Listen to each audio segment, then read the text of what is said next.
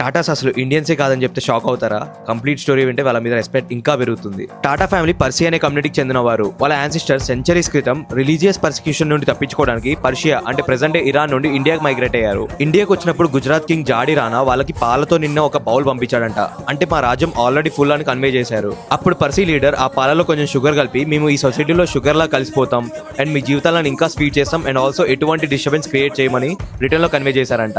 ఆ రోజు ఇచ్చిన ప్రామిస్ పర్సీ కమ్యూనిటీ నిజంగానే నిలబెట్టిందని చాలా మంది నమ్ముతారు. ఎందుకంటే ఆ కమ్యూనిటీ నుండి వచ్చిన టాటా ఫ్యామిలీ ఇండియాకి ఇండస్ట్రీస్, లక్షల జాబ్స్, ఎడ్యుకేషన్, ఇన్స్టిట్యూషన్స్, హాస్పిటల్స్ చాలా కాంట్రిబ్యూట్ చేసింది. ఆ పాలలో కలిసిన షుగర్ లాగా ఇండియాలో కలిసిపోయి చాలా స్వీట్ గా చేశారని చెప్పొచ్చు. అందుకే టాటా స్టోరీ అనేది కేవలం ఒక బిజినెస్ సక్సెస్ స్టోరీ కాదు, షుగర్ ఇన్ మిల్క్ ప్రామిస్ ని జనరేషన్స్ తర్వాత కూడా నిలబెట్టిన స్టోరీ. ఇంట్రెస్టింగ్ ఫ్యాక్ట్ ఏంటంటే రీసెంట్ గా వచ్చిన made in India Titan series lead actor gym star కూడా పర్సీ కమ్యూనిటీకి చెందిన వాడే. అంతేకాకుండా ఈ కమ్యూనిటీ నుండి వచ్చిన దాదాబాయి నవరోజీ, శామ్ మానేక్షా అండ్ ఆల్సో హోమీ జే బాబా లాంటి ఎందరో ఎన్నో సెక్టర్స్ లో ఇండియాకి చాలా కాంట్రిబ్యూట్ చేశారు.